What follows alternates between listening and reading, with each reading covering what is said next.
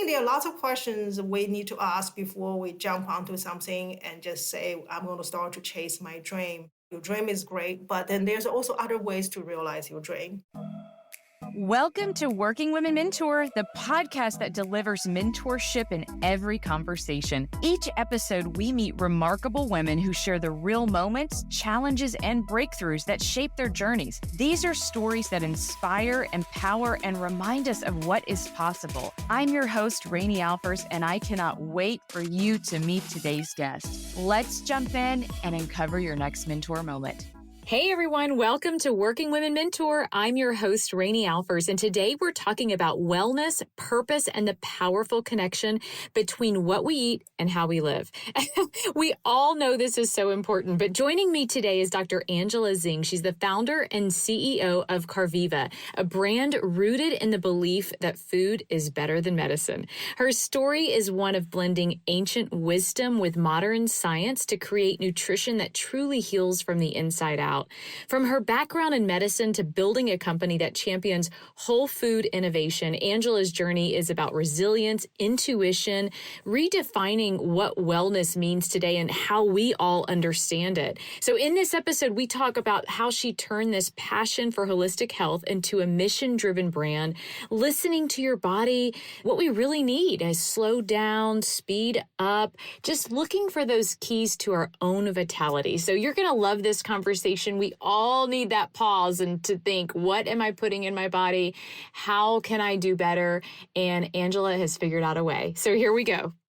Dr. Angela Zeng, welcome to Working Women Mentor. How are you today? I'm doing wonderful. I am so excited you're here. You brought your beverages with you. You have them with you right now. We get to hear all about your journey. Would you please introduce yourself to our audience? Yeah. You already got my name. I'm not going to repeat that. We're halfway there. Yeah, my real Chinese name, first name is Qi. So its spelling is QI. Sounds almost like the vital energy or whatever, right? You're good Qi, yes. If you practice yoga or meditation, but Chinese character has a different meaning. We have many Chinese characters. They can share the same pronunciation, but they all have different way of how we write them, different meanings. Sounds really complicated to learn, Angela. I'm not going to lie. Yeah. Well, it's just a different language system. Anyway, so I started Carviva. Actually, I started building the factory back in 2016. And then I started selling my product in the local Whole Foods in 2017. But it's really, I would say, many years of preparation, I have to say. With deep family roots in traditional Chinese medicine and years of medical research, I just always love to formulate and test and use herbal remedies. For me, those are just beyond just being a hobby or lifestyle. It's just fascinating. I like to call my beverage the messenger or the vehicle. I'm hoping that reconnect people with Mother Nature. So the brand is just to stimulate or empower consumers or people, especially women. I really like to focus on women's health because I do believe, based on the traditional Chinese medicine, women's health is very sophisticated. It's one of the biggest emphasis or the area in traditional healing arts. We're not trying to ignore men's health, obviously. No, but our bodies do seem to be a little more complicated. Yeah, I just feel that way every single month about my body. Exactly, because our hormone cycle, also we got this gift of giving birth, or I would say the responsibility or the duty to keep human being going. Yes, once you have them. Our body is made very different than this.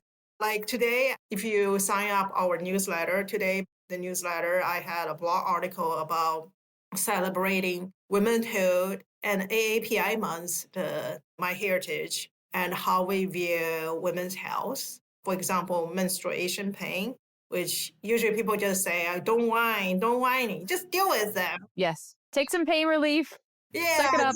Get the Tylenol, you'll be fine. But it should not be that way. It's so much more than that, isn't it? Yeah. And I love how intriguing health is to you and that formulation piece, because I imagine it to be like a puzzle in your mind of how can I connect the whole picture? How can I get everyone on the same puzzle, but then find the right pieces to put in there? So, Kriva, so when you started the brand, I mean, this is a big deal. Like you went from the science side of your education, the scholar in you, the professional piece, all the way now to having your own beverage, but then finding your roots and bringing what was so important to you to the masses. So I'm curious, what was that transition like from the idea when you just thought, hey, I'm going to try this out to actually getting it on the shelves in Whole Foods? I mean, that's a wonderful accomplishment. I would say probably because I came from the research field and also I do have a business degree. So that helped a little bit, but I was never trained to be a marketer. If you look at many of the beverage line or food line, some of them started by people just, they were doing marketing. Right. They wanted a product. They would choose food and beverage because it's less sophisticated, right? They can't handle obviously high tech. It requires too many knowledge. Too much. I'm not talking down anyone, but on the other side, I have a lot to learn from them in terms of consumer marketing. But on the other side, I have to say, I truly just chased my belief, a mission or a vision, I believe, which sounds a little bit, wow. I'm not trying to glorify myself, but I'm already in my 50s. So when I started a brand about 7 years ago, I'm getting into that stage. I feel like either I do something with my passion, with my belief now, or never have a chance to do it. TikTok. Exactly. I'm not in the 20s or whatever. Those young people just want to try something and become instant rich. That was never my goal. I think the other day I listened to a podcast and this person saying something actually makes lots of sense. He said, if you want to be rich, just don't follow your passion. Don't follow your passion. Just do something boring. You'll be rich. For example, you think open storage facility is super boring, a moving company is super boring. Laundromat, something like that. If you do it well, you're going to make money. A laundry store, right? You're going to make money. It may not be anything glorified or fits your passion, but it can be a good, stable income. There's a lot of different ways to make money out there, isn't there? Exactly. There's really a lot of different ways you can do it. I have to say, you really have to look at your motivation. If your motivation is just to have extra income, you want to retire early, I agree with him. Don't necessarily follow your passion because the risk can be extremely high because you are not starting from working in a big marketing firm. You already know how to do sales, consumer psychology, all those things. You kind of know how to manipulate people's brain. Then you just started a consumer product, which is a super competitive field because I think most people I met, they want to have their own tea line or healthy snack line. Peachy brands.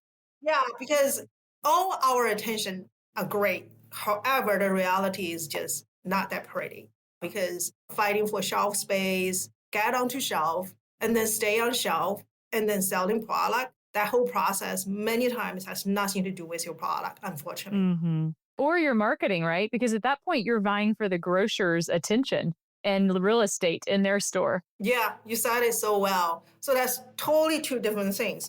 But on the other side, even now these days, I still focus on my initial vision and mission that never changed because it's a deep belief. And probably because I'm much older than most of the folks out there who started their beverage line in their 20s. Never too late.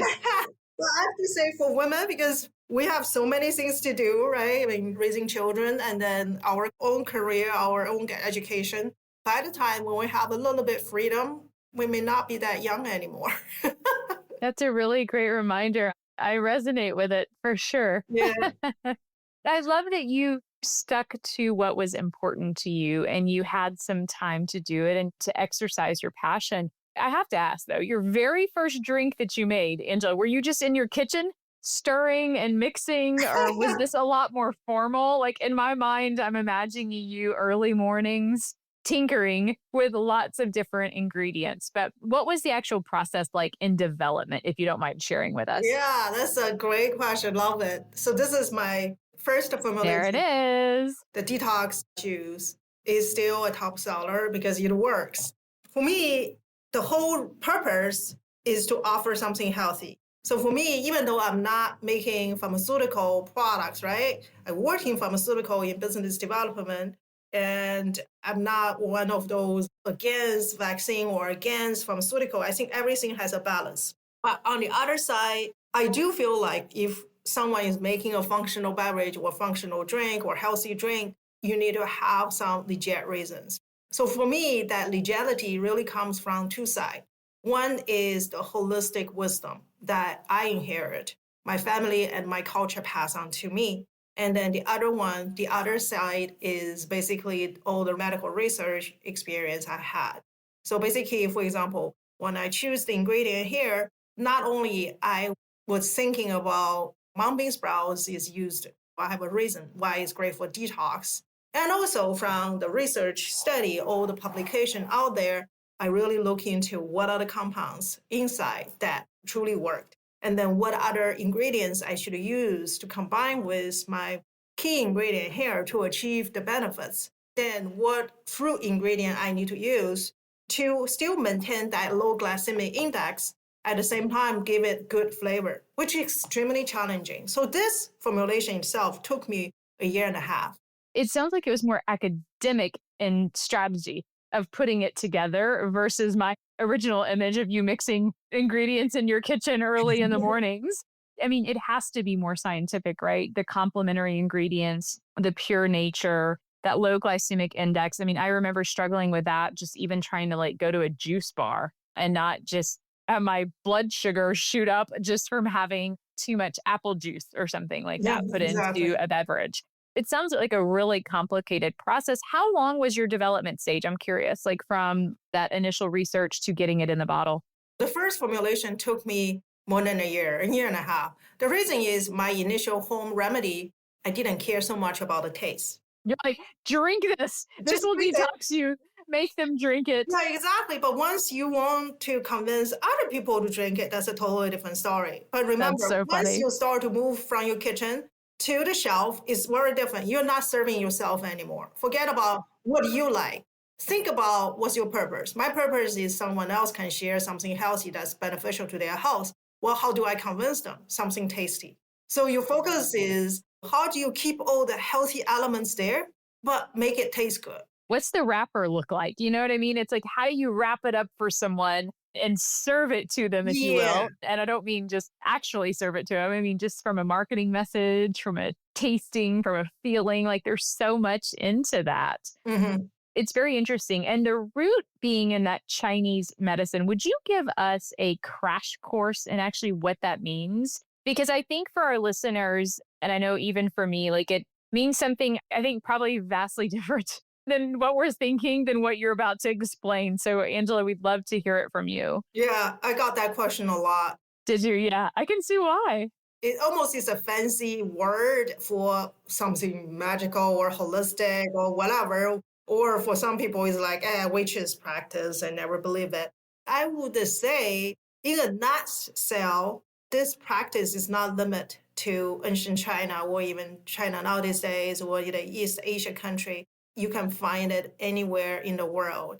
Is how human being managed to survive for millions of years. We are human beings. We'll get sick. We're not going to feel well from the time when we're born until the time we have to say bye to this physical world. We're going to get sick. We'll get disease.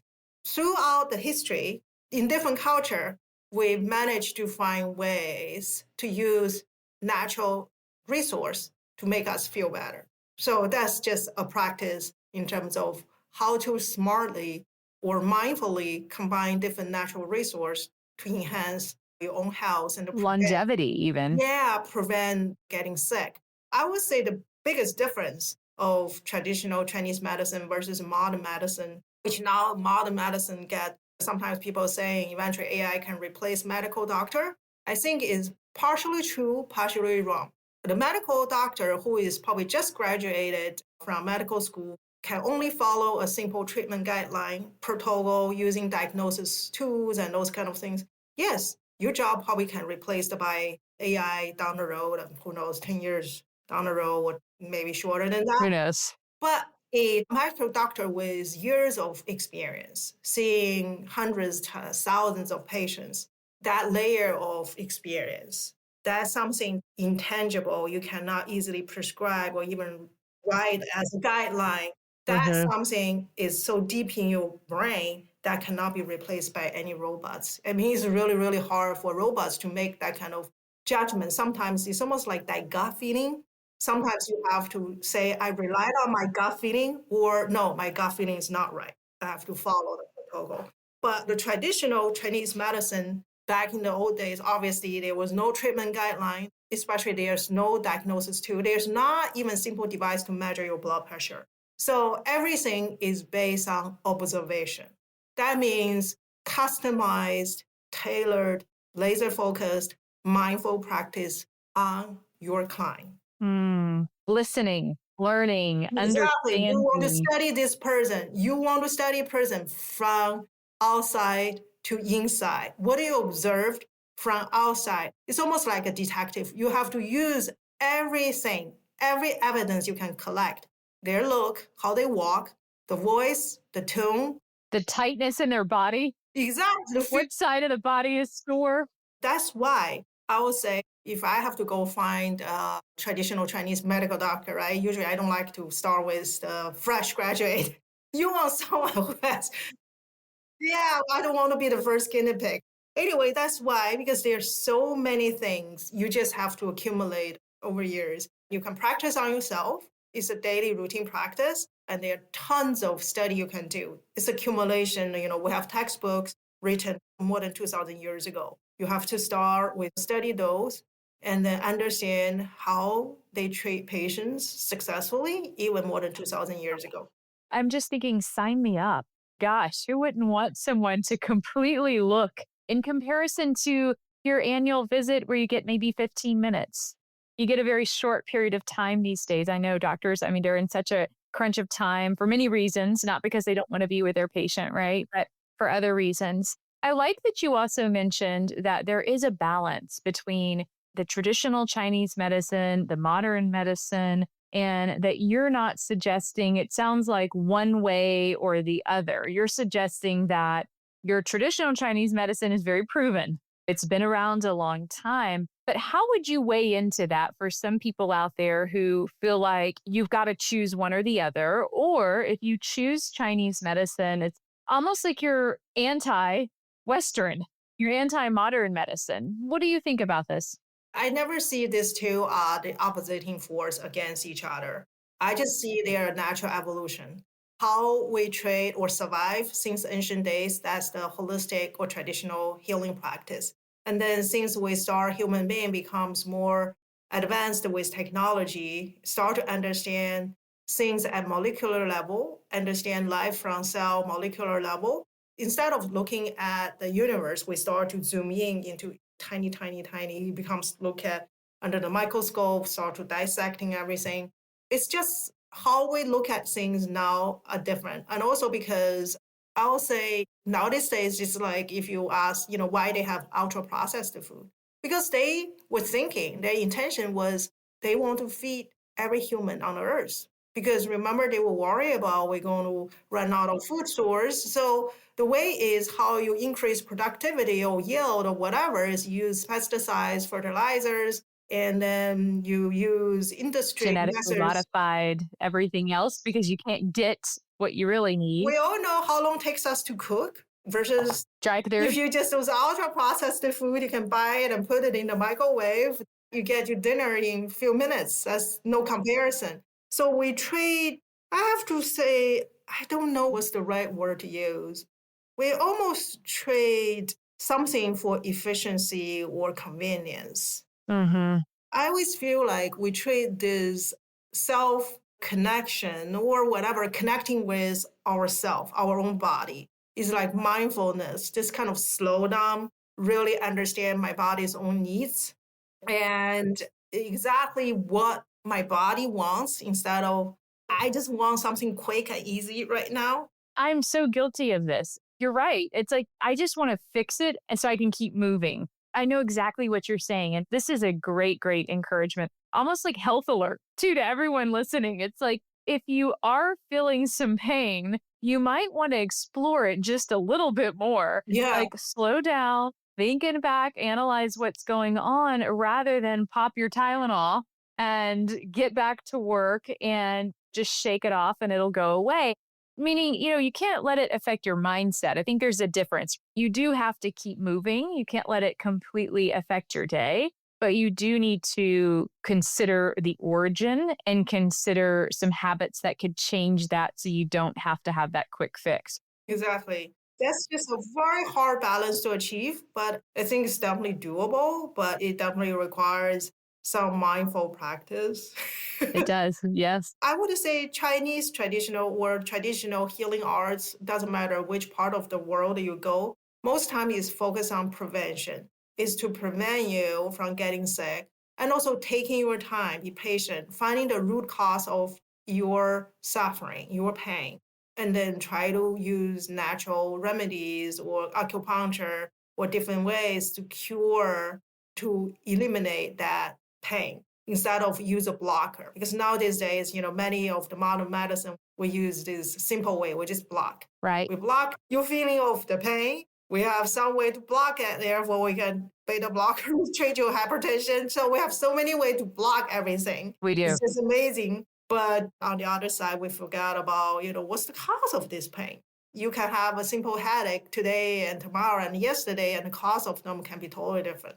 Ever thought about starting a podcast but got stuck on the tech, the time, or what to even say? You're not alone. I've been there. And that's why I created the 7-day AI-powered podcast launch course to help women like you go from idea to launch, fast, smart, and without all the overwhelm. Who has time for that? And to get you started, I'm giving you my 50 favorite ChatGPT prompts to help you plan your content, name your show, and find your voice. Head over to workingwomenmentor.com to grab the prompts and start building the platform you've been putting off for too long. It's interesting because a lot of this ancient part, the passing this down part, the learning this from generations, years and years and years ago, I feel like there's a piece of mentorship built into this, Angela. Yeah. So I'd love to talk about a mentor in your life, one of them, I'm sure there's many, that has changed your journey, that is giving you some perspective. Can you share a story with us? Oh, yeah. Since I was little, I just have few family relatives. They are all in the traditional medicine field. One of my uncle, he was the expert in acupuncture. He tried to study acupuncture, why it works, how it works from the modern neuroscience perspective. And then I have an aunt who is expert in women's health related with traditional medicine, try to understand that part. So when I was little, I went to their lab. I was just always fascinated. The only thing I didn't like is my uncle used lots of cats as As a young lady, that's pretty terrifying. I know. I was like, oh my gosh, why use cats to do experiments? And I love cats. So you grew up around your family, it sounds like, was in this same space as you ended up in. Yeah, so for me, that just comes naturally, right? Is this belief in traditional healing wisdom at the same time not against modern research? Because I've seen people doing So you that. see it in practice. Yeah, I see that in practice, set aside the animal model. I'm curious though, how did they transform your thinking of it though? Because it's one thing to like watch them in their practice and understand that, okay, this is the way it should be. This is what I've been taught. This is what my family does. This is incredible. But it's another way to see what messages they conveyed to you. So I'm curious what transpired even during those conversations that helped you really believe in it. Well, for me is, for example, my uncle who was studying acupuncture in the lab using animal model. Who would ever even think about that? You would go to your acupuncture therapist and you just trust them. You just think, oh my gosh, I know this works for thousands of years. It's going to work for me. It worked for my friends. But why would you study that? Try to pinpoint, is this going through the neuron channel? Is this going through some muscle, some other tissues between the neuron and muscle? It's actually very complicated, very sophisticated. Or is that stimulating? They call it the meridian, the chi channel. That kind of things just made me really curious. Instead of either taking something, the ancient wisdom, bluntly, just say, hey, because it's ancient wisdom, therefore it has to work, or just always put a question mark in your heart. I think now these days is extremely important for us because we have so many health trends and self-claimed health experts you see on TikTok and Instagram. We don't even know who they are. But we've already ordered it, 19.99, and we are going to be 25 pounds thinner, Angela. I know. You always want to see, okay, it worked for her, but it's going to work for me. I don't know. Do a little bit deeper. Dig deep into what's going on. I mean, especially given there's some false information out there. You don't want to just follow a trend blindly because it might hurt your body instead of helping it. The other thing I got inspired is that be patient. Persistency is never ever easy to, for example, have the ideal formulation quickly. I know most people just say, I got this famous home recipe or whatever, therefore I'm going to, Take it worldwide. yeah, take it worldwide and make billions of dollars out of it. Nothing wrong with what you want. However, imagine there are lots of hurdles, there are lots of things needs to happen before you want to reach that dream. And then you always want to ask, am I determined or do I have all the necessary resource without damaging my relationship with my family, with my loved ones to reach that goal? Because you don't want to, for example, halfway through and you feel like your family is complaining. Maybe you just never home or you just use a lot of family resource, or are you okay with not making money for you a few years? Is your family okay with that? I think there are lots of questions we need to ask before we jump onto something and just say, I'm going to start to chase my dream. Your dream is great, but then there's also other ways to realize your dream. I'm saying that at this stage, at this age, because I see so many false messaging being put out on social media. For example, young people can get this false impression that you can just be an influencer. You don't even need to go to college. You don't need to learn anything. Just make lots of videos every day. You're going to be rich. I don't think it's that easy. And nothing is, right? And I think that's really what you're saying is really think about what you're doing. Use your brain, give yourself some original thought because you do know yourself the best. And if you want to be an influencer and a creator, well, then dive deep in that. How do you make that a career? But you're right. People in general, and we do this with our health, we do this with our profession, we do this with our fitness, we are looking for the easy fix. They did it, I'll do it, done. And it's like, whoa, it's really not that simple. And I love that you learn that by watching patience and curiosity and practice it growing up and learning that. And I'm curious, so you are giving us some really great advice on how to look at your next steps and how you approach them. What does mentorship looked like for you outside of your family? You're going into the professional world. They're looking at you as a Chinese woman who is navigating science and business and your career. Why are you not at home with your kids? What was this like for you? I'm curious because you probably could have used quite a bit of professional mentorship during those years. Oh, yeah. I actually answered that question just not long ago, a local event. The thing is, for me, I never believe there is one particular person or hero you should become your ideal example. You just follow that. It's like Steve Jobs. You're superwoman. Yes. Yeah, you're just like that. I feel like I learn things from everyday people, from people around me. That can be staff working in the store, that can be truck driver, that can be my own staff. I mean, I learn from them a lot. And obviously, someone like you, I'm constantly on different podcasts, always listen to something. For me, is life cannot be just based on someone said something. Therefore, that's the truth and that's going to work for me. Me is like, I want to hear from everyone's perspective and then compare to what myself is thinking and then what I'm facing, and then see if I can apply their wisdom, their experience to my own case.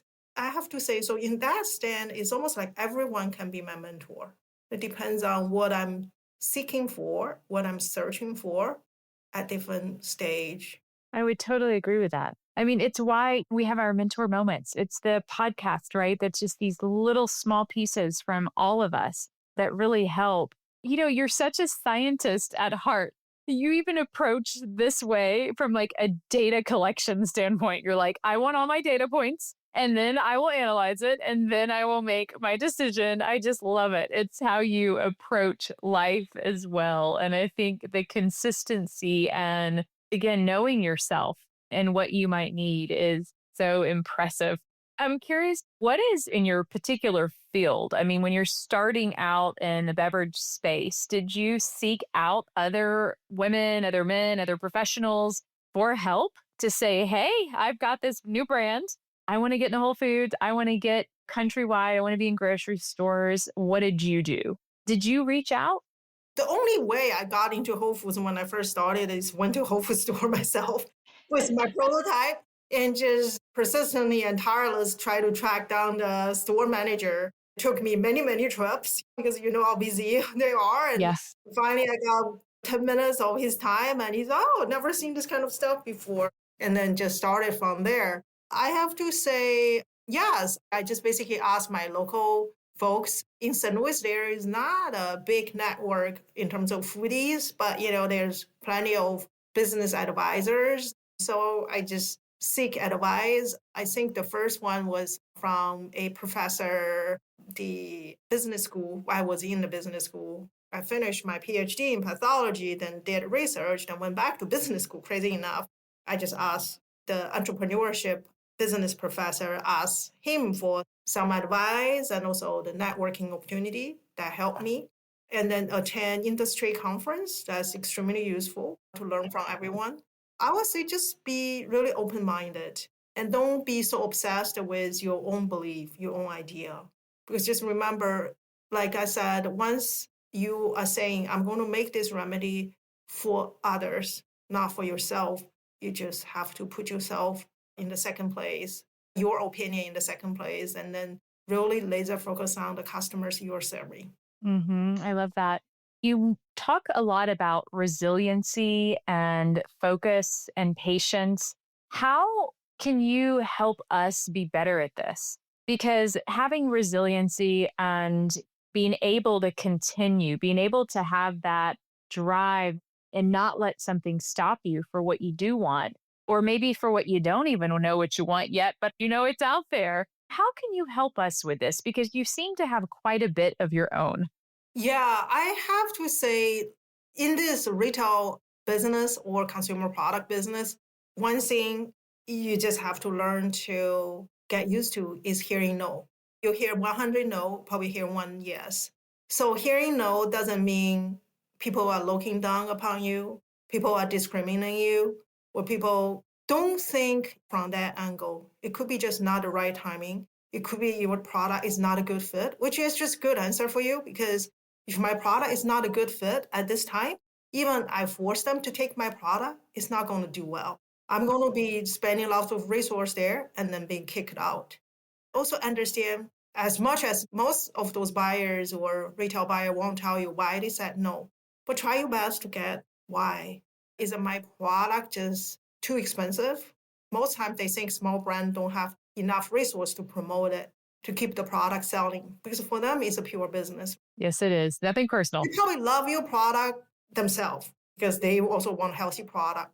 But their number one responsibility as a buyer is to make sure they can make money for their store. Just Absolutely. remember, so that part nothing to do with how healthy your product it is. So you need to have all the promotion plan. It's almost like, is your drug have clinical study, right? To back it up? Do you have any sales data to back it? All those things. Right. It is not easy. And then you have to be open-minded to try different channel. How about online? How about food service? How about farmers market? That's right. How about campus? It's a lot of hard work. That's why most people quit after 3 months or 6 months, within a year. The majority of the brand starter quit. And that's the real data, right? Statistic data. Hmm. It's not as easy as you imagined, even though obviously this is not like you have to do a biotech company or AI company, but still a consumer product because of the nature of how competitive the market landscape it is. I'll say be open-minded. I'm not saying you have to be so positive, then just be happy with every answer you get. Of course, you won't feel happy when people say no to you. But on the other side, to me, it's because my religion belief, my faith really helped me a lot. So it's like never view someone said no or whatever negative things to you, just don't take it like why this person is so mean. I could easily think, oh, this person is doing so because I'm a Chinese woman. Once you get into that, you start to think from that angle, you start to put yourself into this really great, dark corner, and you feel like the whole world is against you. Instead of, for me, is that I feel really proud I'm a Chinese woman because I cherish my heritage. I love to share my heritage, my wisdom. And I'm women, so therefore I understand my ideal customers' needs better because I'm here. I love to serve women, especially in a little bit older age group, more mature. I have a teenage daughter, right? They're just having fun. They care less about their health. You're like, but when you're my age, I actually really need Exactly. it. I need it. I need So, it way more than you right now. so Yeah. And I think what's beautiful too about being proud of who you are and not tying your self worth to the responses of others, not tying that negativity, really being able to, again, like you said, it's a commonality. It's like knowing yourself. You're very proud of who you are. What I love about your brand, one thing that caught my eye just about you was I thought, I love the marriage between the health and your heritage. And for me, I don't know enough about your heritage.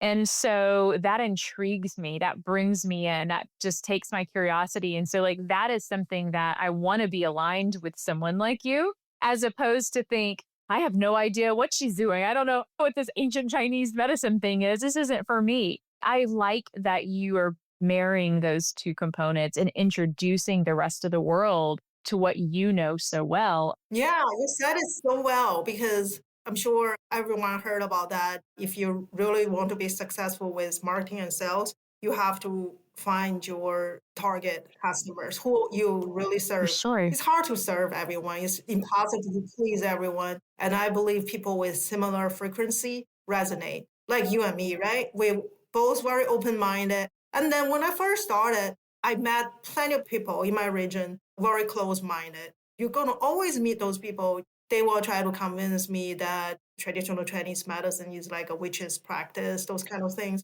But just remember, don't try to change people. You can never change people. You can only try your best to influence them. Give them the facts, give them the evidence. If they decide not to take it, that's fine. Because you're going to have people who basically resonate with what you believe, who's going to benefit from them. Those people who don't believe it, most likely they're not going to benefit from it anyway. And they're not going to tell other people about it. They're not going to be your promoter. They're not going to be the person sharing it with their friends and family and a repeat purchaser. It's like, yeah, don't even bother then. Yeah, this world is so big. It is so big. That's right. So, Angela, we talk about habits. What's one of your daily habits that really sets you up for success? Take a walk in nature every day. Every day? You walk every day? My stress reliever. Every morning or evening? Are you a morning lady? Evening.